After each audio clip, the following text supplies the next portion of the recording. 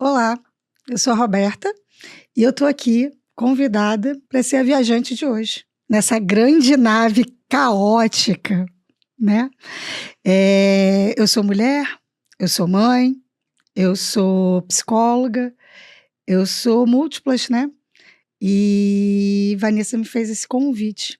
E aí, eu vou fazer minha audiodescrição, acho que a gente implementou algo muito bacana, né? Que a gente quer manter nessa nossa viagem, que é fazendo essa audiodescrição, né? Eu tenho cabelos médios, encaracolados, enrolados, ondulados, né? Meio castanhos. Eu uso óculos.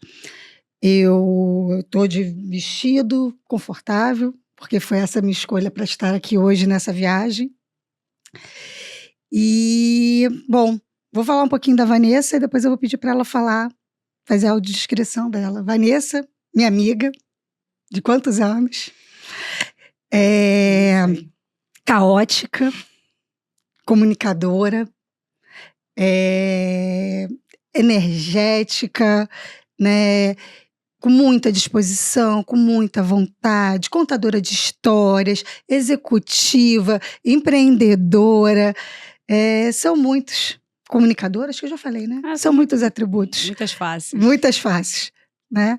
E eu queria que você pudesse se autodescrever, né? Falar um pouco para as pessoas que estão nos ouvindo, as que estão nos vendo também, porque ela vê, mas é como você se vê também, né? Se autodescrever, fazer essa autodescrição de você mesmo. Roberta, primeiro agradecer por você ter aceitado o convite e ter aceitado com muita coragem, com muito amor, né, de pular nesse desconhecido, nessa jornada que é a caosfera em todos os sentidos. A gente se reconectar, eu falo que são os momentos certos, né, de você... O que é o certo, né? O certo, eu falo que é quando o tempo, ele tá regendo os encontros. E a caosfera, ela nasce de muitos encontros, de muitos reencontros, de muita troca, de muita cocriação. E é sempre um aprendizado, é sempre um carinho no coração, assim, a gente crescer juntas nesse processo. Para né, fazer minha audiodescrição, hoje eu tô aqui de novo com macramê, só que eu tô com macramê que vai para o ombro. Eu gosto muito de usar, né, esses fios. Eu falo que a gente precisa resgatar a sabedoria dos fios, desse lugar das moiras, né, do passado, presente e futuro, dessa ancestralidade que tece a própria história, né? Então as pessoas vão me ver muito com macramê. Hoje eu tô com macramê claro nos ombros, na frente, caindo aqui na frente do meu peito. Eu sou clara, tenho cabelos cacheados, curtos, claros, com umas mechas. Tô com uma blusa preta por baixo desse macramê, cheio de fios, né? Porque os fios descem pelos ombros. Eu tô com uma blusa preta de renda. Tenho muitas tatuagens, né? Hoje tô com minhas tatuagens à mostras. Tenho cobras, tenho árvores da vida aqui. Tenho o próprio símbolo do caos, da teoria do caos, com muitas cores. Então, a pele clara com muitas cores. E muitos adereços, né, anéis mais orgânicos e as próprias pulseiras, também feitas pela criatividade do ser humano, assim, com miçangas, com formas diferentes de se compor, né? Nesse cenário, assim, é um cenário, a gente tem uma tela preta, né, no fundo de uma mesa, onde a gente tem quase uma célula aqui de formação, de criação, né, num azul, em um movimento muito orgânico, escrito Prazer Caos, e na sequência com a logo da caosfera, onde tem o O sempre em movimento, porque é circular. E aqui pela mesa e pelo ambiente, a gente tem máscaras de tribos indígenas, a gente tem fios de novelos da cor do arco-íris, com todas as cores, a gente tem bichos, miniaturas, brinquedo de criança, né? A gente fala que a gente soltou as feras hoje. A gente tem um cartaz atrás da Roberta, da Audrey Hepburn, com os olhos do David Bowie.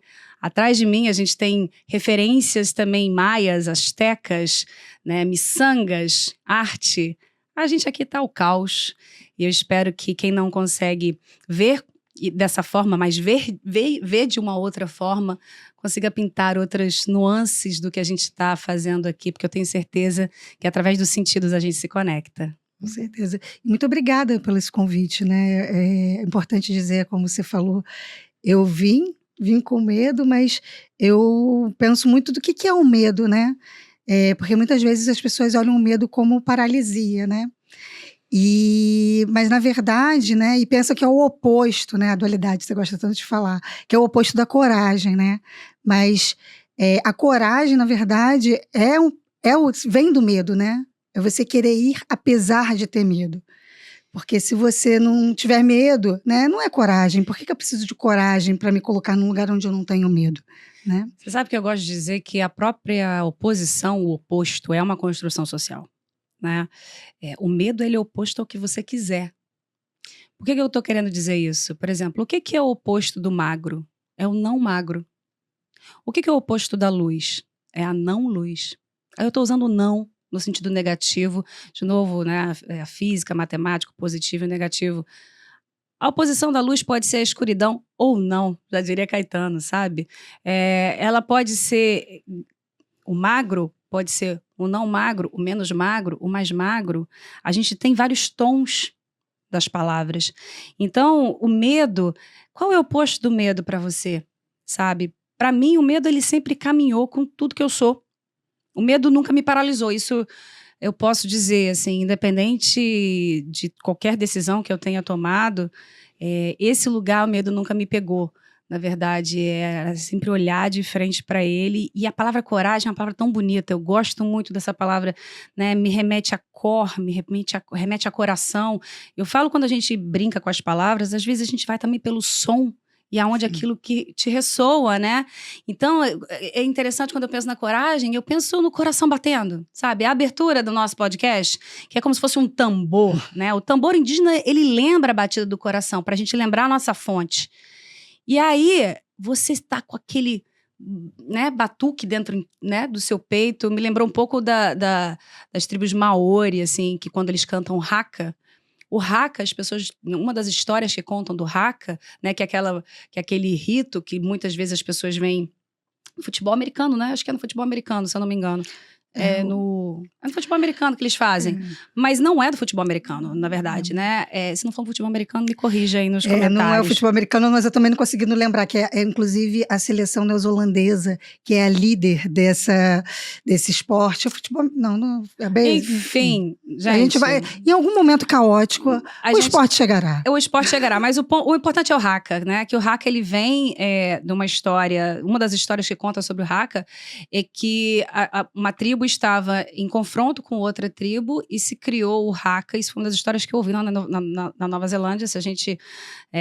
se é verdade ou não, são opções, né? De realidade. E aí que eles criaram essa música no sentido, tipo assim, a gente vai com tudo que a gente é uma ode à morte, o haka, sabe? E você vai, mesmo com medo, com aquele... Porque quando eu estive na Nova Zelândia, eu quis aprender a dançar o haka. Eu queria saber o que era o haka. E aí eu fui até atrás, né, de alguém para ensinar. Eu lembro que um neozelandês olhou para mim e falou assim... não, a gente não pode ensinar para mulher. Aí eu já fiquei brava, como assim não pode ensinar para mulher? Mas entendo que eu estava completamente estrangeira, né? A gringa era eu ali naquele processo. Mas temos internet, né? Temos YouTube, temos vários outros lugares que dizem como fazer. Aí procurei a letra, procurei como é que faz, como é que é o símbolo. E aí eu fui pro meio do mato. Eu juro, eu fui pro meio do mato e eu comecei a fazer o haka. Com a forma que eu via, como eu sentia. E aí você tem um processo das mãos, sabe? De você fazer as mãos assim, você tem um processo de esbugalhar os olhos, de esbugalhar a boca, de colocar a língua pra fora. Cara, é tão bom. Visceral, né? É visceral. E aí eu entendo, porque quando você dança o haka, você pega o teu medo, você fala assim, meu amor, a gente vai. Sabe? Então eu acho que a coragem, ela tem essa pulsação que o haka tem, sabe? O haka é um negócio que me emociona, assim, porque eu sempre me lembro desse lugar, assim, dessa experiência. Faz aí em casa, coloca o haka e abre, esbugalha, sabe? Os olhos. E você vai ver como é bom, sabe? Tem um processo espiritual ali. De entrar em contato, né? De entrar em contato com o mistério que a gente é e de ter coragem para existir. Então o medo, ele vai junto, né? Coexiste. Existe. Assim, tá com você é tão potente, né? Eu esqueci de falar uma característica muito importante sua, a mineira, que quando você senta para conversar com Vanessa, ela te chama para almoçar, você vai embora depois do jantar. Quiçá se você for embora, entendeu? Porque assim, a gente vai abrindo, né? Os portais, né? Porque eu vim aqui, né, enfim, acho que a gente tem um roteiro aqui como entrevistador, né? E aí eu vim assim, não, quero falar de comunicação com a Vanessa, né? Que você é comunicadora, né? E aí o lugar também da comunicação, você fala muito da comunicação verbal, da etimologia das palavras, de quebrar as palavras, de entender a origem das palavras. Você acabou de fazer isso com coragem, né? Você acabou de fazer isso com outras palavras.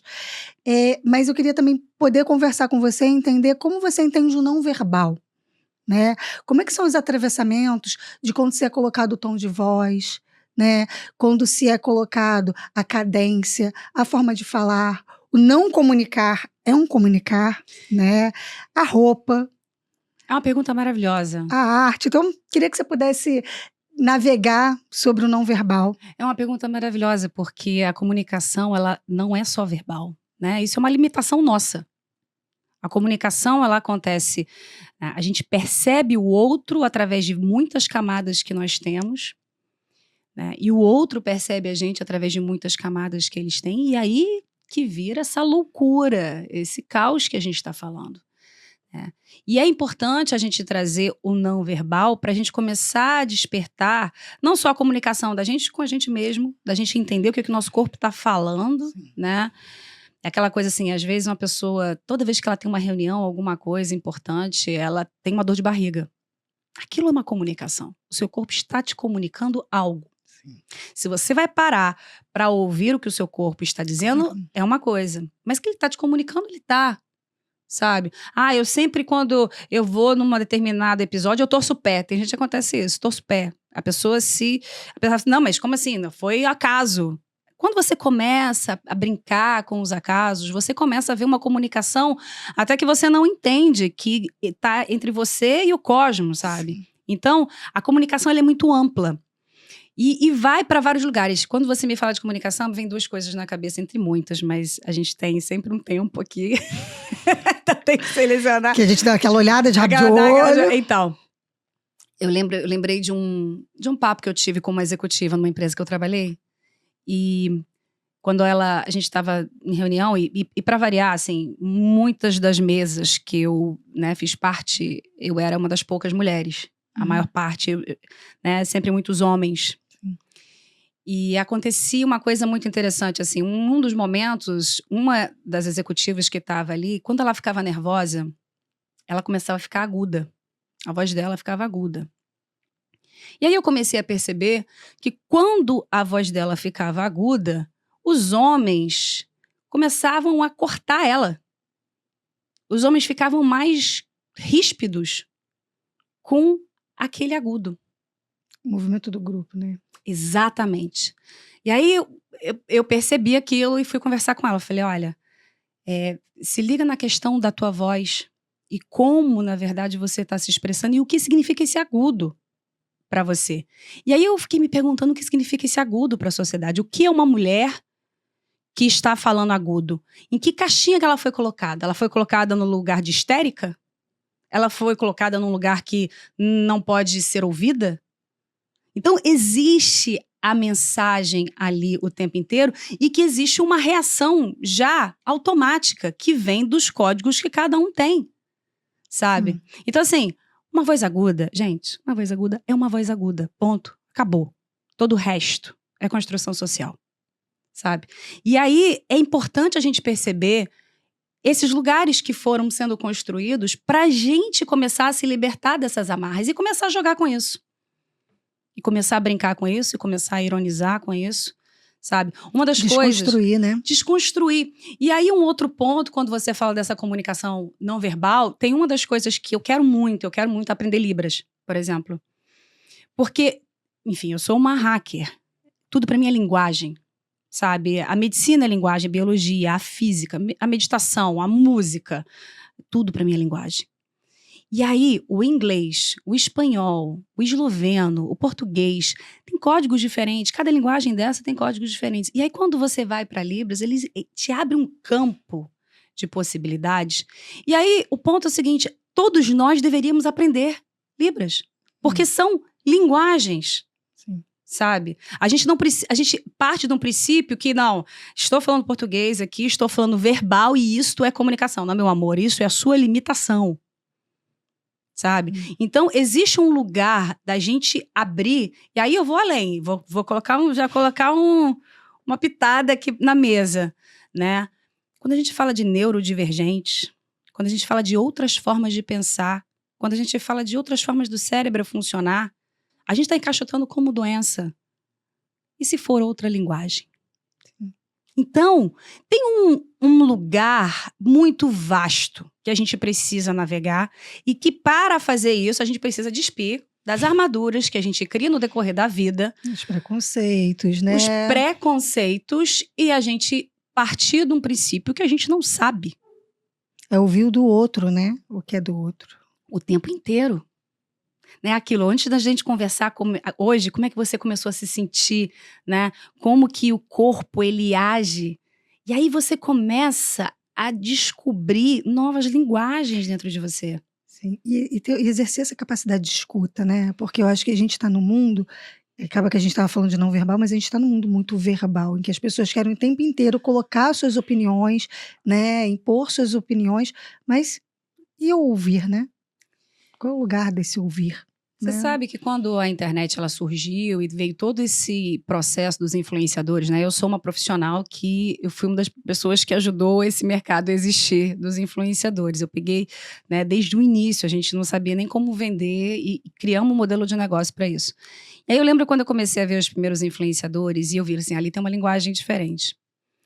E aí eu comecei a pensar no sentido de comunicação, o que é que aquilo significa para a sociedade. Quando você vive, por exemplo, em países que principalmente sofreram ditadura e lugares de repressão de voz, quando você tem uma internet que traz um espaço aberto para que todos possam pegar, gravar o seu vídeo, gravar e falar e ter voz, eu acho que a gente passa por um momento da excitação da possibilidade. E aí esse boom de muita gente falando e de querer falar. Eu falo que assim, esquece que a internet é uma tecnologia. É como se, de repente, a gente estivesse numa praça, numa cidade pequena, e, de repente, todo mundo colocasse um caixote e subisse ao mesmo tempo, e todo mundo num caixote falando juntos. Isso somos nós, sabe?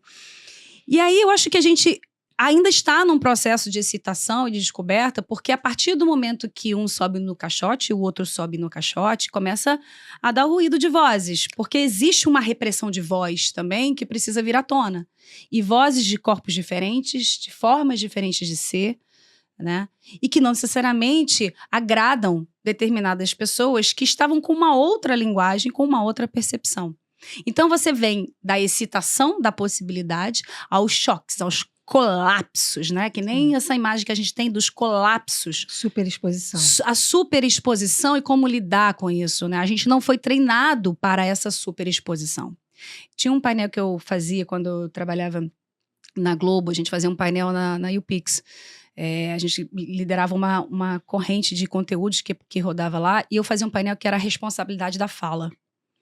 A gente não foi ensinado a responsabilidade da fala, né? No impacto, né? Quando você está falando algo, você está batendo as suas asas, e elas vão impactar em alguém.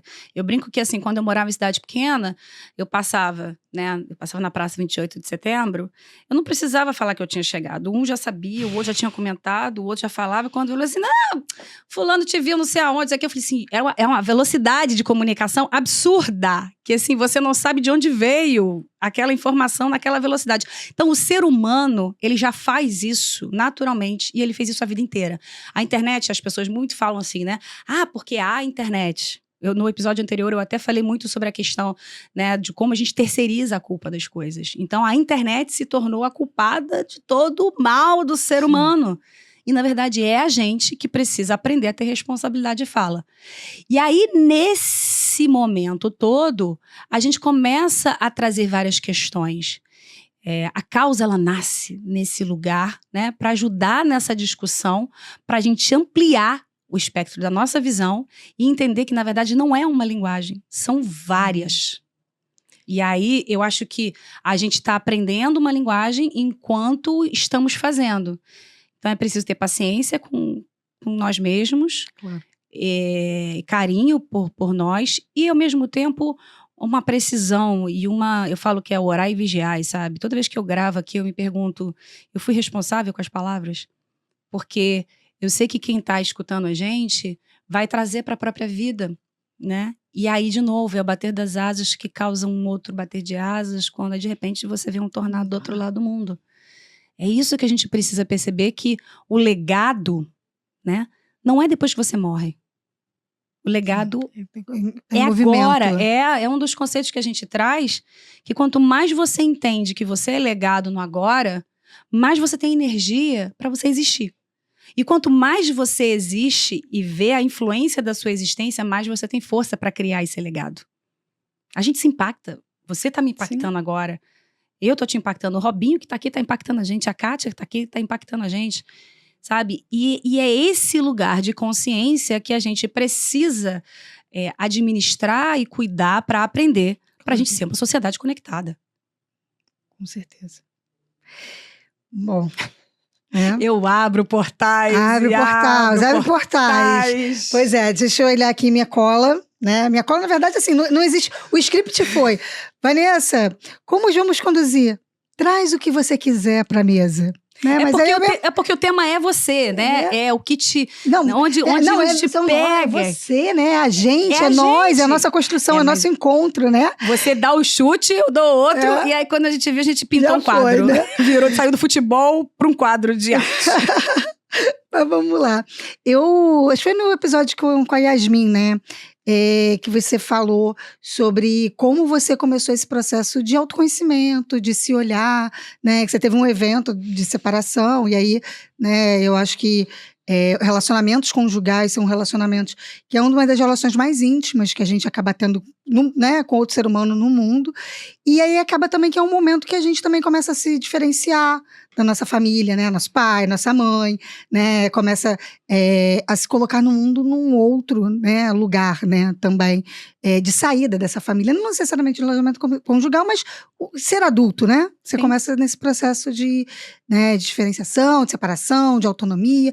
Mas você trouxe esse ponto, né? Que para você começa a se olhar, né? Começa a se conhecer, começa a se entender aí nesse processo de individuação, né? Nesse momento da sua vida, né? E aí, assim, né, falando muito simploriamente, né, assim, o que seria essa individuação, né? Tornar-se a sua inteireza, né? Olhar para você mesmo, né? E aí eu queria poder entender como é que foi esse seu processo, né, de se ver, de se perceber, né? E é um processo que é contínuo, né? Ele não termina nunca. Eu acho que vale a pena a gente fazer esse disclaimer, né? Mas que você, né, já iniciou, né? Você falou que já iniciou, que já tem essa jornada continua. Eu queria poder entender dessa jornada. Eu vou te dizer que quando a gente decidiu fazer esse podcast, e eu sempre falei isso com vocês, que na hora que eu sentasse aqui, eu não ia ter restrição de falar sobre nada na minha vida, porque eu tô treinando há muito tempo esse lugar de mistério e esse lugar de ser quem eu sou, com todas as minhas esquisitices, né? E eu falo esquisitice com muito amor, na verdade. Esse processo, para mim, de autoconhecimento, ele começa na separação, né? Eu acho que a separação, ela é um processo de morte. É um processo de luto muito forte e que é preciso viver, né? A sociedade, ela tem muito medo de falar sobre a morte, mas ela precisa falar sobre a morte, em vários aspectos, porque a morte, ela tá aqui com a gente morre a cada segundo, né? Tem uma amiga minha que é médica que fala, a gente começa a morrer quando a gente nasce. E aí, só um parênteses, né? Em que momento que a gente nasce? Porque você sai da barriga, mas você já nasceu há muito tempo, né? Outro dia eu fui perguntar para meu pai, quando que eles tiveram, assim, aquele sexo maravilhoso que eu surgi? Minha mãe, não tô acreditando que você está me perguntando isso. Eu falei, porque foi ali que eu nasci. Eu nasci na escuridão. E aí, é interessante porque eu quebrei emocionalmente. Sabe, assim, foi um lugar de quebras de totens e de padrões. O castelinho que eu tinha montado na minha cabeça de todas as verdades ruiu. E aí é interessante porque, assim, eu entrei num processo de descoberta, que eu falei, bom, eu preciso aprender a morrer, né? E aí eu comecei a viajar, eu comecei a dar sim. Tinha um momento da minha vida que eu dava sim para todos os convites, independente de qual era. Eu comecei a viajar sozinha. Só que nesse processo todo, um processo corporal me marcou muito, né? eu comecei a ter reações corporais que eu não explicava. A gente está falando da comunicação não verbal, né? Eu vou explicar um pouco a minha sensação, depois até trazer um pouco de teoria do que as pessoas falam sobre isso, mas imagina, eu estava num processo de depressão, de depreciação, de muitos lugares em mim, assim, sabe? De julgamento sobre quem eu era, me sentindo feia, me sentindo horrorosa, me sentindo não amada, abandonada, todos aqueles lugares de morte que você pode passar, depende de cada um. E aí, emocionalmente, o meu corpo ele começou a fazer umas coisas muito malucas, assim. Eu podia, se eu estivesse escutando uma música e aquela música ressoasse no meu inconsciente, era como se eu tivesse sido atravessada por um raio. Eu sentia, né, a energia de uma forma sólida, como se eu pudesse tocar, sabe? E aí era uma energia que descia, uma energia que subia. Eu tremia, eu tinha processos que eu parecia que eu estava entrando num processo de convulsão. E aquilo me apavorou completamente, assim. Eu brinco muito que, assim, eu falo que a energia descia, né, eu sentia a energia descendo. Assim, imagina, é você sentir o teu ar, sabe, passando. Eu sentia a energia descendo pela minha coluna vertebral. E quando ela subia, eu tentava travar ela no meu pescoço, porque eu achava que eu ia perder todo o controle do meu corpo. Na hora que passasse pelo meu cérebro, eu falei, morri mesmo, perdi. E aí eu comecei a entrar num processo de falar assim, peraí, o que está acontecendo aqui? E sem saber o que poderia ser ou não, eu comecei a investigar. Naquele momento eu falei, olha, eu me tornei o próprio mistério, eu perdi o controle. E comecei a ter reações cada vez mais fortes. Então, você imagina o seguinte, você tem lá um canal para passar de energia e sempre passa mais, sempre passa mais, sempre passa mais. E é como se cada coisa que eu me conectasse fosse uma crença que eu precisasse limpar.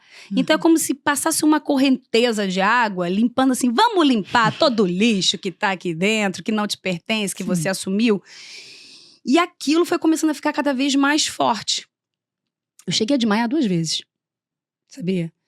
E foi muito assustador, assim, porque... E eu estava com pessoas que me acolheram muito. Eu lembro de uma das meninas que olhou pra mim e falou assim, você desmaiou por quê? Tava com medo de ver o quê? Eu falei, como assim? Tava com medo de ver? Eu desmaiei. Ele falou assim, tava com medo de ver o quê? E se você, de fato, você desligou porque você quis desligar? Você não tá com medo de ver você? E aí eu comecei a trabalhar com o corpo, eu comecei a buscar tudo quanto é terapia, das mais tradicionais, as mais transcendentais, as que têm nome, as que não têm nome. E eu comecei a sentir o que era aquilo, né? E aí foi muito interessante porque no decorrer da minha vida, eu fui descobrir, depois de muitos anos, um nome que vem do hinduísmo, que se chama Kundalini. Né? Então, assim, a minha Kundalini, eu não fui para uma yoga para despertar. Tem muita gente que trabalha em yoga para despertar a Kundalini. Eu não fui fazer tantra. Simplesmente o meu corpo acordou. Eu sinto que o meu corpo falou, vamos resgatar esse corpo, porque tem um material aqui que precisa explodir. É a potência aqui, né? Exatamente. E aí foi um lugar de descamar e de descamar. E aí eu comecei a estudar a mim mesma. Vocês não têm ideia quantos cadernos eu tenho. Parecem estudos científicos, porque a Kundalini ela foi se tornando ciência para mim. Eu comecei a mapear quando o meu corpo faz isso, quando o meu corpo faz aquilo. E aí a energia que antes eu sentia num eixo vertical, eu comecei a sentir na horizontal. De repente ela desdobrou para vários outros lugares. Sabe? E aí você vai... O que o hinduísmo fala, né? Que é uma energia, como se explica a Kundalini através desse viés, né? É uma energia que você tem na base da coluna, aqui no sacro, e que quando ela desperta, ela sobe pela tua coluna vertebral, passando por todos os seus chakras e fazendo limpezas e trabalhando cada um daqueles lugares dos chakras e o que eles, vamos dizer assim... o propulsor do que eles são, cada um, né? Vamos dizer assim, na nossa linguagem, né? Porque, de novo, é o ser humano estudando o mistério e, a partir dali, criando técnicas e coisas para serem testadas por outros. Mas eu não segui nenhum mestre, sabe, de Kundalini. Eu não... muito engraçado que eu li um livro de Kundalini quase 10 anos depois. Tem mais de 10 anos que eu estou praticando, me praticando. E eu li um livro uma vez do Osho, que o Osho fala assim, eu acho super importante as pessoas não procurarem informações de como a Kundalini tem que ser ou não do corpo, porque cada corpo é um. E se você tem expectativa do que a Kundalini vai fazer no seu corpo, você pode direcionar aquele lugar e brigar, às vezes, com uma natureza própria. Com o seu próprio código. Com o seu próprio código, exatamente. Então, naturalmente, eu simplesmente me deixei perder, sabe? E aí foi um processo, assim, porque abre visão, abre audição, os sonhos, tudo começa a ficar muito vivo, o sensorial, né? Você começa a trabalhar lugares, né, de muito prazer, o orgasmo. Tem muita gente que acha que a Kundalini está ligada simplesmente ao sexual, ao chakra sexual. Isso também é uma limitação no meu ponto de vista, sabe? A Kundalini, ela é uma energia de criação. Se você pode pegar em outros lugares, você pode falar que o Ti é essa energia também. Você pode pegar, por exemplo, no xamanismo, quando fala-se da arte do êxtase, né? Falam muito dos xamãs, que eles vão pelo êxtase para navegar entre os mundos, o consciente e o inconsciente. Eu posso dizer que eu estou falando da Kundalini. E a Kundalini tem esse símbolo, né, que muita gente fala que é a cobra, né? Não é à toa que eu tenho uma cobra na minha mão esquerda, porque quando eu fiz as pazes com ela, porque foi muita briga. Foi muita briga, foi muita dor. Vocês não têm ideia de quantos terapeutas me ajudaram no processo, quantos amigos me ajudaram no processo e quão físico foi toda a minha jornada de autoconhecimento, sabe? Eu sentia tudo. E aí eu acho que a causa, ela é fruto disso, sabe? Porque a partir do momento que eu me tornei mistério, eu comecei a navegar. Então, por exemplo, eu sou uma pessoa que eu tenho mais de 70 tarôs na minha vida, e se alguém quiser me dar tarô de novo, pode me dar, que eu sempre aceito, porque tarôs são códigos, né? São pessoas que estão ali canalizando o mistério e trazendo arquétipos, né? A gente tem um livro aqui na mesa que é o Jung e o Tarô, que estudou muito a questão dos arquétipos. Então, as pessoas, às vezes, elas jogam o tarô achando que, assim, tem que ser divinatório para me dizer se eu vou casar, se eu vou ter filho, se eu vou para uma faculdade, se eu vou para um emprego. Mas se você pega os tarôs e trabalha como uma ferramenta de autoconhecimento, onde você navega pelo teu inconsciente, é você olhar e falar assim, o que é aquilo me remete. E aí você começa a descobrir a tua linguagem. E assim, eu vou te dizer, eu precisei amadurecer muito para falar de tudo isso, porque foi um processo onde eu me senti louca muitas vezes, e ainda mais numa sociedade que coloca a mulher nesse lugar, né? É uma sabedoria, eu acho que, principalmente eu falo das pessoas que sangram, né? Porque hoje a gente entende que mulher é que sangra, mas na verdade mulher também é uma construção. Né? Então, tem mulheres que sangram, tem mulheres que não sangram. Então, as pessoas que sangram, eu falo que tem uma sabedoria lunar, né? Da questão do... Quando a gente fala de yin e yang... Da intuição, da criatividade. Da intuição, da criatividade. O que foi abafado? E que foi abafado? Porque você vê para uma sociedade que fala assim, o que você quer ser? Eu quero ser o sol, eu quero ser o yang, eu quero ser a ação, o resultado, sabe? Tudo que tá na caixinha do yang. E o yin, não quero chorar. Tem gente que fala, por exemplo, eu não posso trabalhar com gente que chora porque eu não sei lidar com gente que chora. Como assim? Na verdade, ele está falando que não sabe lidar com o próprio choro. Sim. Inverte o eixo, é sempre sobre você nessa jornada, sabe? Então, essa é uma pergunta que ela me leva para muitos lugares, porque eu sinto que, eu vou te falar, eu tive muitos momentos de muito choro, de muita catarse, onde eu já não sabia se eu estava chorando por mim, se eu estava chorando pelas minhas avós, pelas ancestrais que passaram por mim, que, na verdade, tiveram várias coisas no corpo que não puderam dar vazão.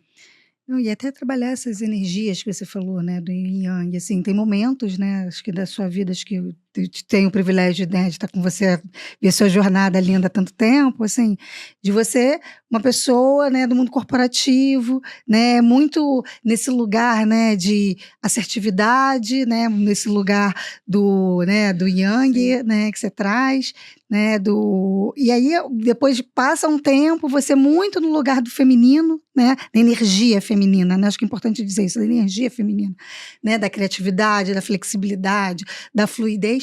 E agora, no momento, assim, vejo muito você conseguindo, né, trazendo essas duas energias, fazendo as pazes, né, elas dançando juntas, né, elas, até assim, indo num lugar de cocriação, de coexistência.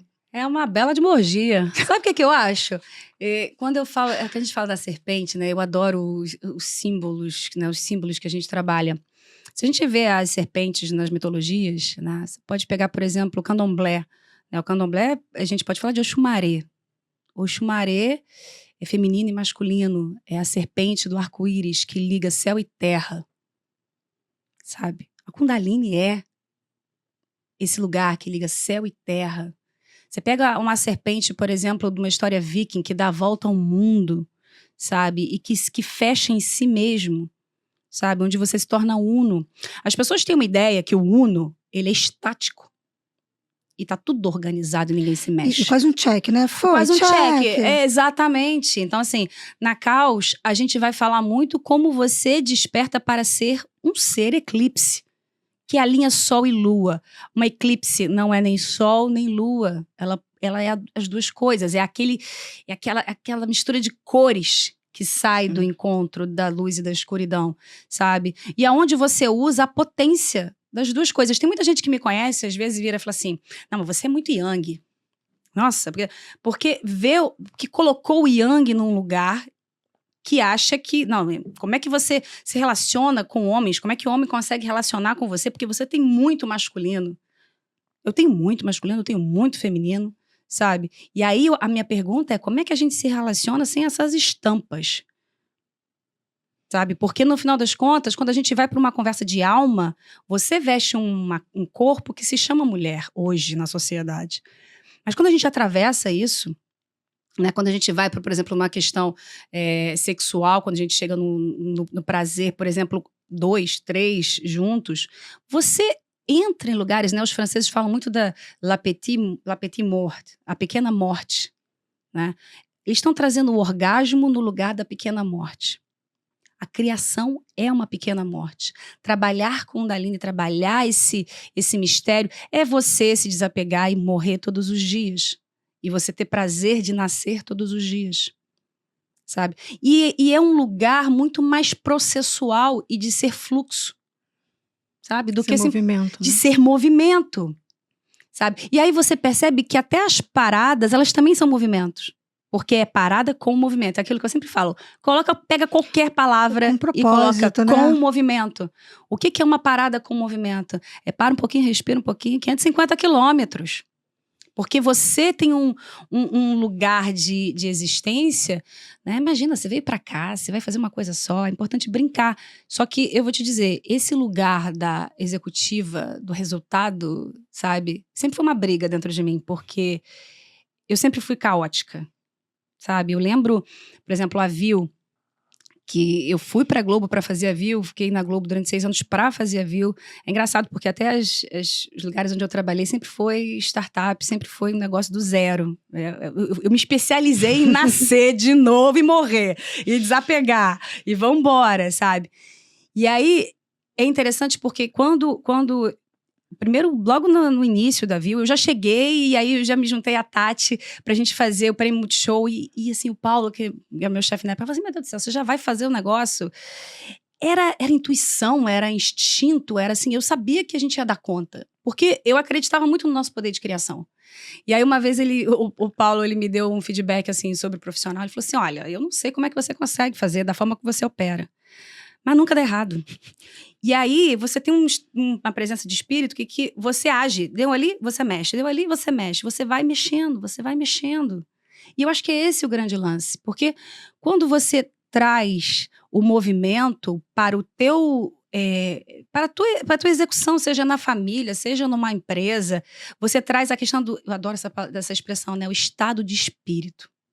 Sim. Sabe? Você tem o estado de espírito. Você está presente, é né? isso, Consciente. E aí o seu espírito não é homem nem mulher. Entende? É energia, né? É energia. A gente é energia. Eu acho que a Kundalini, ela me propiciou um lugar de consciência de energia, sabe? Cada vez mais, assim, e eu vou trazer muitas das práticas e das coisas que eu testei em mim para a gente, né, testar em outros lugares, em outros corpos. Eu já tenho feito isso, a gente já fez algumas coisas, porque Ferramentas terapêuticas de autoconhecimento, de né? autoconhecimento. Eu vou te dizer, por exemplo, outro dia eu estava com uma amiga em casa e aí a gente começou a falar de uma questão em relação aos pais dela e aquilo começou, do nada, ela começou a ficar alérgica. O olhinho dela começou a fechar, ela começou a ficar vermelha, ela começou, sabe, um processo de espirrar e ela falou assim, você tá vendo que eu tô ficando alérgica? Do nada. Eu falei, tá, porque no final das contas, quando a gente pega e traz novas visões, a gente está trazendo um corpo estranho para o teu sistema, que já está muito confortável com as crenças que tem. E aí, o seu corpo faz um processo alérgico a esse corpo estranho, porque ele não quer esse corpo estranho. Eu falei, vamos fazer um exercício de respiração? 15 minutinhos? E aí, eu sentei ali com ela, encostei no corpo dela para ajudar na condução daquele processo. Foram 15 minutos de respiração, onde respira pelo nariz e solta pela boca, liberando todas as crenças que não te pertencem. A alergia foi embora. Aí, as pessoas falam assim, não, mas o que você está prometendo? Eu falei assim, não, eu não estou prometendo nada, eu estou trazendo novas perguntas e novos processos corporais para que você consiga navegar a nave que você é. E eu acho que tem uma frase que você fala muito e que é muito importante. Inverte o eixo. Olha por quê, né? Por que essa alergia está chegando para você, né? De que forma? Como ela se apresenta, mas para você, né? A gente gosta muito do diagnóstico, né, das coisas. E a gente estava até conversando outro dia eu e você sobre isso. Eu lembro quando eu dei um salto aqui, né? Você viu?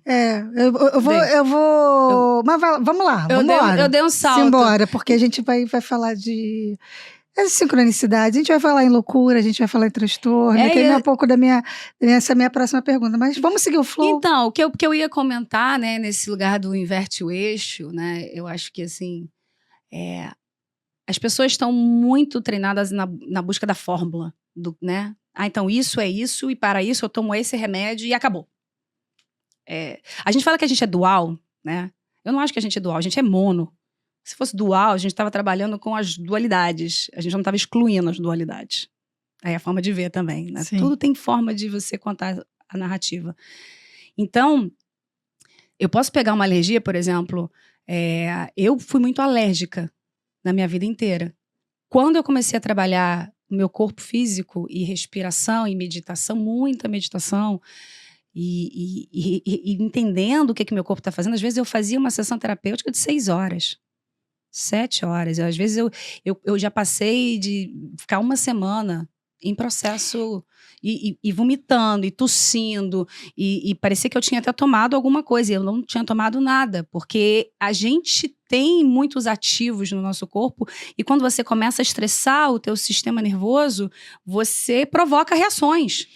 Mas eu acho que o mais importante também é o como você está comprometida com esse seu processo de autoconhecimento e de mergulho em você mesma, de entender, né, o quão você precisa se olhar para o seu código, olhar o que funciona para você, né? E a gente é um processo, né? É um processo, e isso que você falou é fundamental, porque essa questão da determinação, você não pode esquecer. Porque você não pode. Sabe? Então, por exemplo, eu era uma pessoa que eu era muito alérgica. Quando eu começo a trabalhar o processo do meu corpo, tem 10 anos que eu não tomo nenhum remédio de alergia, de nada.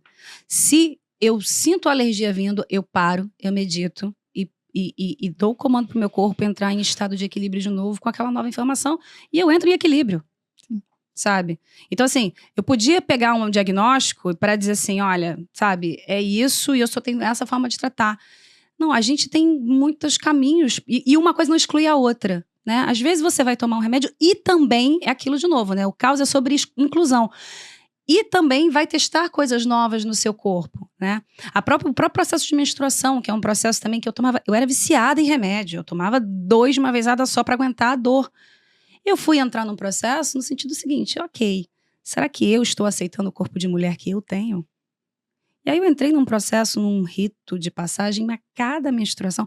As pessoas, a gente precisa falar sobre isso, porque se normalizou um ser humano menstruar e sangrar.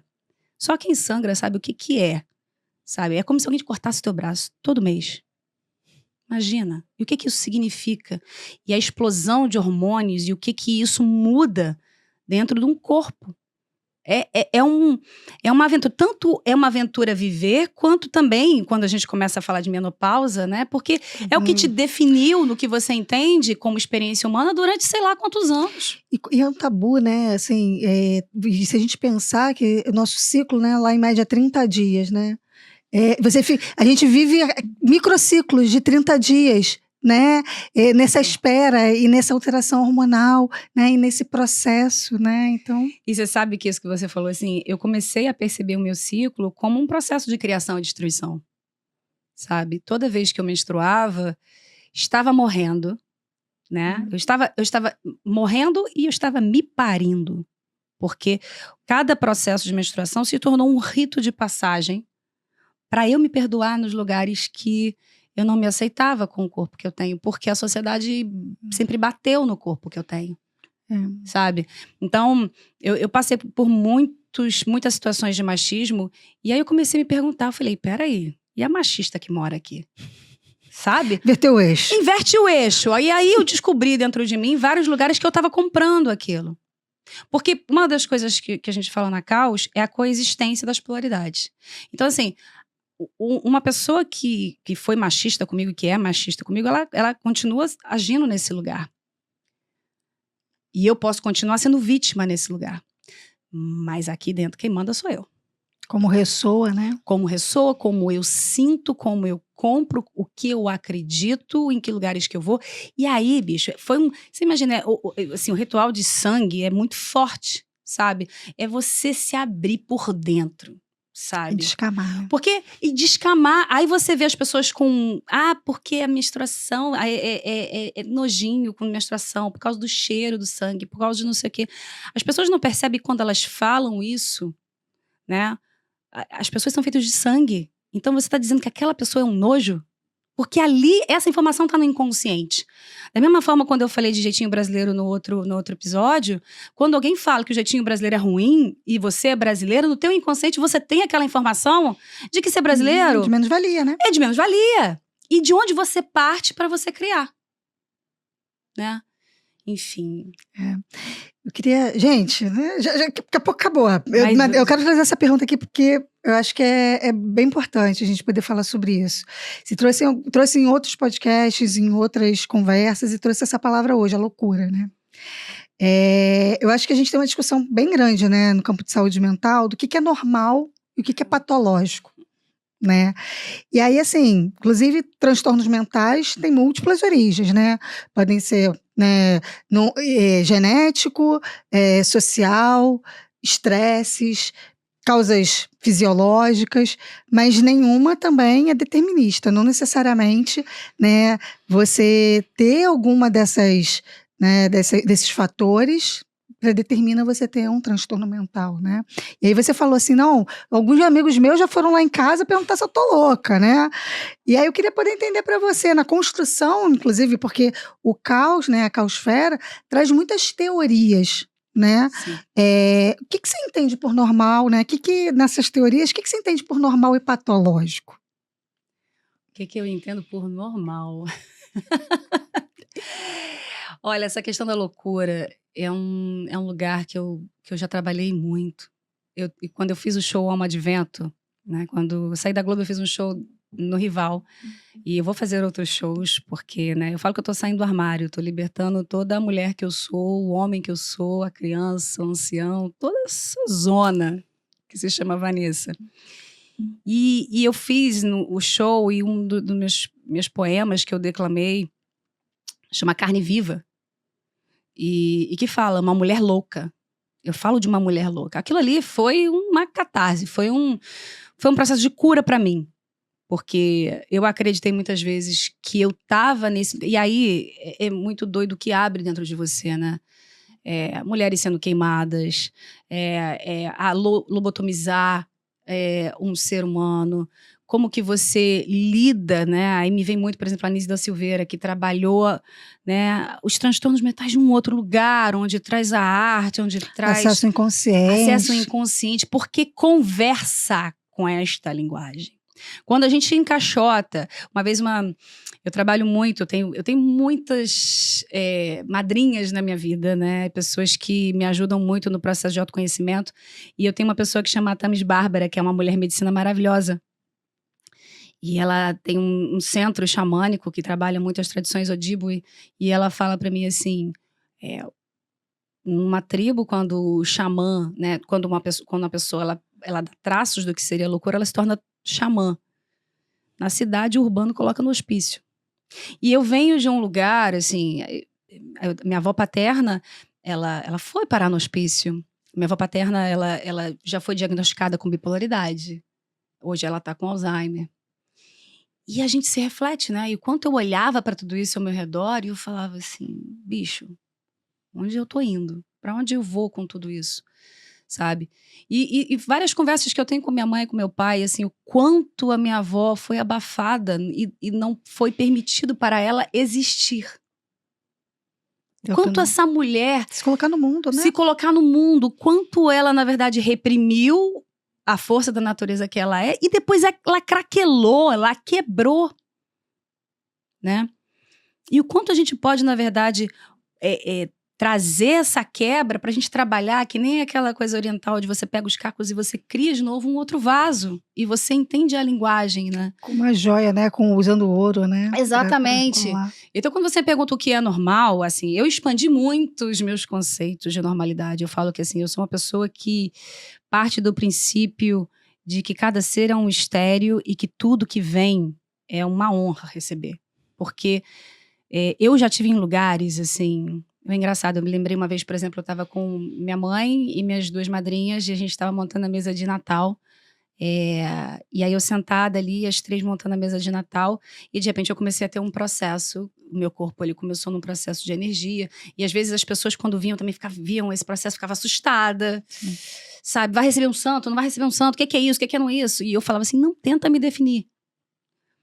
Assim, e aí foi todo um processo de técnica que eu desenvolvi, onde eu coexisto com todos os mistérios. Eu adoro a palavra religião no sentido de religar, onde a gente religa o corpo à alma, onde você é o seu próprio templo. E aí, não é à toa que eu sou iniciada em xamanismo, não é à toa que eu sou iniciada em Ifá, eu sou católica, eu trabalho budismo, eu ia com a minha avó em centro espírita, eu frequentei centro umbanda, eu vou em qualquer templo, porque todo templo é um lugar de respeito, porque existe, no sentido divino, vamos dizer ali, existe um ser humano que está querendo se conectar com sua própria existência. Não a religião como dogma, com o sentido de instrumento de poder, porque isso existe também.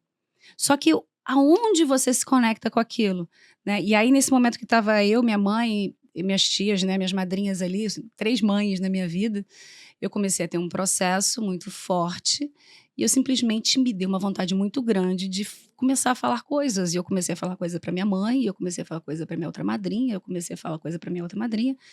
Quem é que estava falando ali? Eu não sei. Eu não sei mais onde começa a minha avó, onde começa a Vanessa, onde termina a minha bisa, onde está a minha trisa, onde estão todas as ancestralidades que navegam num corpo que é fluxo, sabe? E foi muito bonito, assim, porque eu falo que quando vem a sabedoria, qualquer que seja ela, no arquétipo qualquer que seja, deixa passar a informação, não trava, sabe? Se a gente falar multipersonalidade, isso aqui, deixa passar, não trava. Sabe? Porque a gente, de fato, tem múltiplas vozes. E existe uma navegação que só você vai poder descobrir para você trazer isso como potência e abundância do caos que você é. Em suma, o que aconteceu nesse dia? Uma das minhas madrinhas olhou para mim e falou assim, Vanessa, tá me lembrando vovó. E aí eu falei, por quê? Aí ela falou assim, vovó tremia na cama. Vovó tinha uma doença que ninguém sabia explicar. Vovó tremia e eu falei, e aí tucharam o remédio nela, né? E aí ela falou assim, sim, mas não tanto porque o médico dela era espírita. E aí ele começou a se perguntar outras coisas. Eu acho que a gente precisa se perguntar. Quando você me fala, quando você me pergunta o que é normal, eu acho que é uma pergunta que não tem resposta, sabe? Eu acho que a gente tem que partir de um processo de aceitação e de escuta sobre as nossas diferenças. Talvez no futuro, eu falo muito isso, assim, a humanidade, ela é uma construção social. Hoje, eu posso estar falando alguma coisa aqui que pode ser muito alienígena para muita gente. E daqui a 10 anos, vai ser considerado como humanidade. Então, o que é normal se não o movimento? Nossa. Estamos aqui já com a sinalização de que está acabando. Ai, gente, eu vou ficar debaixo desse guarda-chuva aqui, ó. Pois é, passou rapidinho, né? Gente, Sim. pois é. Mas eu acho que assim, eu acho que a última pergunta pra gente terminar assim, rapidinho. Vamos ver se a gente consegue, rapidinho, vamos lá. Vamos ver para onde a gente vai. Eu queria entender, assim, acho que você fala muito também, né, o movimento como não linear, né? E aí, se o movimento não é linear, se não existe uma causa, uma consequência, né? Se nada é tão reta que faça uma curva, aqui, ó, quantas curvas estamos aqui, né? Muito menos as relações, né, humanas, né? Nada que no nosso sistema, aí pensa, sei lá, no sistema menor, né? Sei lá, no ambiente de trabalho e tudo. Nada que não existe um elemento que seja único e exclusivamente causa de outro. Então, eu queria entender um pouco com você, assim, como é que a caosfera trabalha com as curvas, brinca com as curvas, né? Você não precisa nem falar que você não acredita em linearidade, né? Não sei se eu falei certo, comi uma letra aqui nessa palavra, mas enfim. Mas o ponto é, quando você fala da questão da linearidade, eu adoro essa palavra porque as pessoas acham, por exemplo, isso aqui é linha, né? Olha aqui. Isso aqui, uma linha. Olha o tanto de curva que isso aqui tem. Então, linear, a construção de que a linha é uma reta, isso também é uma construção. Ela pode ser reta, como ela pode ser curva. Né? Você pega uma estrutura de empresa, eu acho maravilhoso, assim, você pega aqueles organogramas maravilhosos, e fulano que reporta aqui, que reporta ali, então fulano... Puxa a caixinha, daquelas caixinhas, da né? caixinha, essa caixinha que vai para essa outra caixinha, que tem que falar com esse aqui, porque esse aqui controla a informação, e aí, não vamos ver mesmo, é um bololô, onde você tem comunicações para todos os pontos. Então, assim, parta do princípio que é um bololô e como que você consegue navegar. Porque isso que as empresas às vezes fazem de estabelecer, porque é aqui, depois é aqui, é uma ilusão. Né? É criar uma outra realidade que, na verdade, ela compete no sentido de diferença da realidade que acontece onde as pessoas se atravessam como rios, como aquela frase, né, que a água acha o seu caminho. A água acha o seu caminho, vai indo entendeu? nas pedras e vai nas embora. pedras, em todos os lugares. Então, seja na família, seja... nossa, então, você fala uma pessoa com uma coisa com uma pessoa da família, de repente está em outro lugar, de uma outra forma, porque a causa é circular, né? É circular. E quando eu passo uma informação para você, e você passa para frente, você já passa na base de outros códigos. Então, você já vai passar diferente. É igual aquele telefone sem fio. É isso, a gente é isso, Sim. porque são códigos, são escutas diferentes. São escutas e são falas, né? Não existe olhar neutro, né? A gente fala, né? Eu olho pro mundo com a minha percepção, com as minhas crenças, com as minhas questões, né? Exatamente, e isso influencia na forma como você diz. E a forma como você diz impacta o outro. Então, uma empresa, por exemplo, ela tem que trabalhar muito mais a navegação do que... Não, tem que ter essas palavras quando você fala do manifesto da empresa. Não é sobre a palavra fixa, entendeu? É esse processo aqui, ó. Tá desenhado já. Segue aqui, né? Você sabe que tem uma coisa que, enfim, eu adoro, né? As coisas vêm até mim, não é que assim, né? O meu algoritmo, ele tá bem treinado.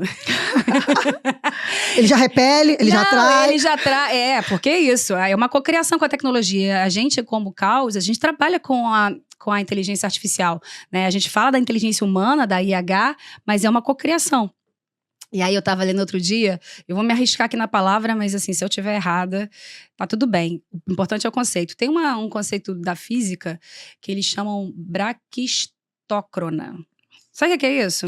Me conta. É um conceito da física que fala o seguinte, porque existe um lugar que fala assim, o menor espaço entre dois pontos é uma reta. Só que o menor tempo entre dois pontos é uma curva, considerando o contexto de gravidade. Porque quando você faz uma curva no contexto de gravidade, a velocidade daquele objeto, ele aumenta e faz com que ele chegue mais rápido. Ou seja, não necessariamente a reta é o caminho mais rápido. E não necessariamente você precisa do caminho mais rápido. sabe? Outro dia eu estava lendo pessoas que estão refazendo o mapa mundi para tentar trazer cada vez mais o lugar circular da Terra, sabe? Então a gente precisa treinar para conseguir, na verdade, navegar numa outra percepção de existência, sabe? Então, eu achei maravilhosa essa questão da física que mostra isso, né? A relatividade geral também fala muito da geodésica, da curva, né? Do que tem a ver com a massa, com a energia, que, na verdade, as pessoas acham que está fazendo uma reta e, na verdade, é uma curva. Né? A gente anda em curva. A gente vai e volta, a gente se olha, se revê, né? E em que momento a gente resolveu aprisionar as curvas? Sabe? Eu adoro quando alguém fala assim, não, eu gosto de gente direta. Cara, se eu fosse direta aqui, muita gente não ia entender nada. Eu preciso da curva para te conduzir para determinados lugares. Às vezes eu conduzo para longe, às vezes eu conduzo para perto. Mas porque a viagem que eu fiz, hoje eu preciso trazer uma narrativa, uma história que você vá conseguir navegar comigo. Porque se eu simplesmente for direta, não necessariamente a comunicação ela vai acontecer. Então tudo tem que ter contexto.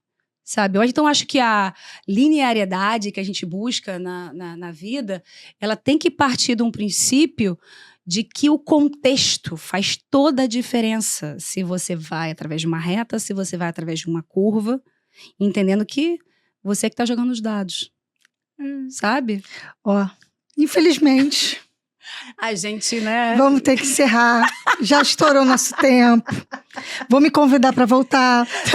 Não é bom? É bom? Ficou...